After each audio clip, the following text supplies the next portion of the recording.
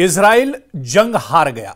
जी हां, इजराइल गजा में हजारों फौजियों से महरूम हो गया। गजा में जंग की वजह से इजराइल के हजारों फौजी जख्मी हैं। इजराइल को 150 बिलियन डॉलर्स का गजा में नुकसान हुआ है। इजराइल ने अरबों के साथ मामूलात को खो दिया है। इजराइल फिलिस्तीनी काज को खत्म करने से महरूम हो गया है। इजराइल अपनी बैनुल अक़वामी साख खो बैठा है। इजराइल ने अपना अफसानवी वकार खो दिया है। इजराइल अपने खारजा और तिजारती ताल्लुकात को खो बैठा है। इजराइल ने सैकड़ों टैंक और गोला बारूद खो दिया है। इजराइल ने नेतन्याहू हुकूमत में यहूदियों का एतमाद खो दिया है। इजराइल गजा पर कब्जा करने का मंसूबा खो बैठा है। इजराइल ने इजराइल में ही तबाह होने वाले हजारों घरों को एक तरह से खो दिया है। इजराइल ने दुनिया के लोगों की नजरों में अपना वकार खो दिया है। यही नहीं, इजराइल मगरिबी राय आम्मा की हिमायत खो बैठा है। इजराइल अपने दाखिली सलामती और इस्तेहकाम खो चुका है। इजराइल अपने दाखिली महाज का इत्तेहाद और हम आहंगी खो चुका है। इजराइल ने अपने जर्नेलों और अपनी फौजी अशराफिया के रहनुमाओं को खो दिया है। इजराइल एक नाकाबिले तस्खीर फौज के तौर पर अपनी शबीह खो चुका है। इजराइल ने वो टेक्नोलॉजी खो दी है जिस पर उसे फख्र था। इजराइल खित्ते में अपनी डिटरेंस सलाहियत खो चुका है। इजराइल ने बाज अरब ममालिक के साथ अपने खुफिया इत्तेहाद को खो दिया है। इजराइल खित्ते में अपना सियासी मुस्तकबिल खो चुका है।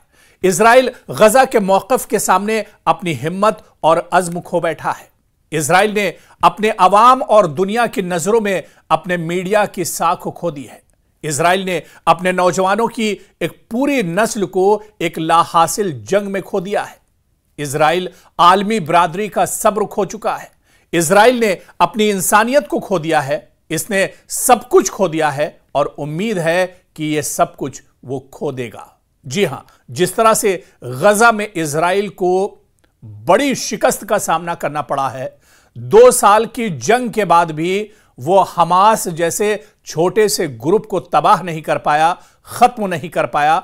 ऐसे में इसे गजा के अंदर इजराइल की सबसे बड़ी हार के तौर पर देखा जा रहा है। और तारीख जब जब इसे दोहराएगी तो यह कहा जाएगा कि एक हाथी चूंटी के मुकाबले में शिकस्त खा गया और हार गया। और कुछ ऐसा ही गजा के अंदर भी हुआ है। गजा में पिछले 2 सालों में जहां पर इजराइल ने एक तरह से बारूद और गोलों की बारिश कर दी, एयर स्ट्राइक किया, बम गिराए, रॉकेट गिराए और जमीन पर कत्लेआम किया, नस्लकुशी की, लेकिन वह हमास को नहीं हरा पाया। वह हमास को खत्म नहीं कर पाया। वह हमास को नेस्तो नाबूद नहीं कर पाया। और आप देखिए कि वह हमास आज भी जिंदा है और अपने मिशन में लगा हुआ है। और इसी वजह से दुनिया मानती है कि इजराइल ने अपना सब कुछ गजा में एक तरह से खो दिया है। दरअसल इजराइल ने गजा में ऑपरेशन शुरू किया ताकि हमास को मुकम्मल तौर पर खत्म या गैर मौसर बनाया जाए, मगर अब भी हमास बाकी है। अपना असर हमास एक तरह से रखे हुआ है। इजराइल की जंगी मुहिम ने इस पर भारी माली बोझ डाला है। मकामी जराए का कहना है कि जंग ने 70 बिलियन डॉलर से जायद का इजराइल को नुकसान पहुंचाया है। इजराइल का इतना बड़ा नुकसान हुआ है। इंफ्रास्ट्रक्चर, टैंक, असलहा और गोला बारूद की तबाही मामूली नहीं रही। बहुत से ममालिक ने इजराइल की कार्रवाइयों पर तनकीद की और इंसानी हुकूक की तंजीमों ने इसे जंगी जराइम के इल्जामात के तहत तनकीद की। बाज अरब ममालिक के साथ साबिका रवाबित और सिफारती मुआहिदे एक तरह से दबाव में आ गए और ये मुआहिदे एक तरह से टूट गए। बैनुल अक़वामी मीडिया, अक़वाम मुत्तहिदा और दीगर फोरम्स ने सरगर्मी से इस जंग के इंसानी पहलुओं को उजागर किया है। इजराइल की साख इससे बहुत बड़े पैमाने पर मुतासिर हुई है। बहुत से लोग और ममालिक इसके इक़दामात पर सवाल उठा रहे हैं। अगरचे इजराइल ने कुछ इलाकों में कंट्रोल हासिल जरूर किया गजा में, मगर वो पूरे गजा पर कब्जा न कर सका। लगातार जिस बात को लेकर जो दावा इजराइल की तरफ से किया जा रहा था कि वो पूरे गजा पर कंट्रोल हासिल करना चाह रहा है, वो पूरे हमास को नेस्तो नाबूद करना चाह रहा है, वो पूरे हमास का खात्मा करना चाह रहा है, लेकिन आप देखिए कि 2 साल की तगोदो, 2 साल की जंग, 2 साल की मज़ाहमत भी इजराइल के किसी काम ना आ सकी।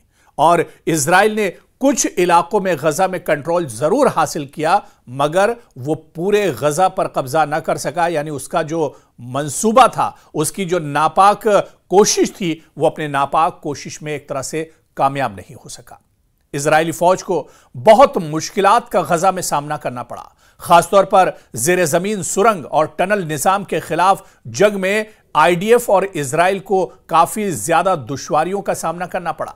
हालांकि यह सच्चाई तो दुनिया के सामने निकल कर नहीं आई, लेकिन जो चीजें खुद इजराइल के जो सैनिक हैं उन्होंने एक तरह से बयान की हैं और उन्होंने बताया है कि गजा के अंदर उन्हें किस तरह से मुश्किलात का सामना था। यहां तक कि इजराइल की रिजर्व फोर्स ने गजा में जाने से इनकार कर दिया था। इजराइल के बहुत से ऐसे सैनिक थे जो खुद से एक तरह से खुदकुशी कर रहे थे, जो खुद से एक तरह से अपनी मौत की आगोश में चले गए।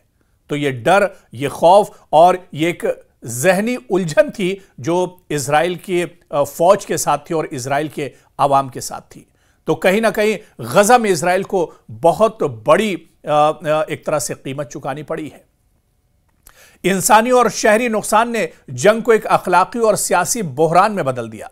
जंग ने इजराइल को एक पेचीदा तस्वीर दी है जहां वो अपनी ताकत का इस्तेमाल करता है मगर मुकम्मल फतेह नहीं पा सकता। जंग में फतेह सिर्फ उसको नहीं मिलती है जो फौज से लड़े, और यह बिल्कुल सच्चाई है, यह हकीकत है। और यह एक तरह से हालिया वक्त में अगर बात की जाए तो दुनिया में एक बड़ी मिसाल के तौर पर यह सच्चाई उभर कर सामने आई है कि जंग में फतेह सिर्फ उसको नहीं मिलती जो फौज से लड़े, बल्कि उसे फतेह मिलती है जो अक्ल, अखलाक और अवामी हिमायत से लड़े। अगर आप ताकतवर हो मगर इंसानी हमदर्दी आपके साथ ना हो, अगर आप फौजी ठोस हो, फौजी तरीके से मजबूत हो मगर जमहूरियत और एहतराम आपके पास ना हो, तो आप निस्फ फतेह भी नहीं पा सकते हैं, यानी आधी जीत भी आपको नसीब नहीं हो सकती है। इजराइल को इस जंग ने बताया है कि ताकत का इस्तेमाल एक राह है मगर वो वाहिद राह नहीं, और असर जदीद में जीत सिर्फ बंदूक की नहीं, अज़्म, किरदार और अवामी मोहब्बत की जंग है। और इस जंग ने दिखाया है कि अगर इंसान की कद्र ना हो तो जीत भी हार बन जाती है। और कुछ ऐसा ही इजराइल के साथ, बिन्यामिन नेतन्याहू के साथ, अमेरिका के साथ, डोनाल्ड ट्रंप के साथ और यूरोप की उन ताकतों के साथ हुआ है जो मशरिक़े वुस्ता में एक तरह से नंगा नाच नाच रही थी, जो कत्लेआम कर रही थी, जो बेगुनाहों को मौत के घाट उतार रही थी, जो मासूमों का कत्ल कर रही थी। और आप देखिए कि इतने सालों के बाद भी, इतनी लंबी जंग के बाद भी उन्हें शिकस्त का सामना करना पड़ा है।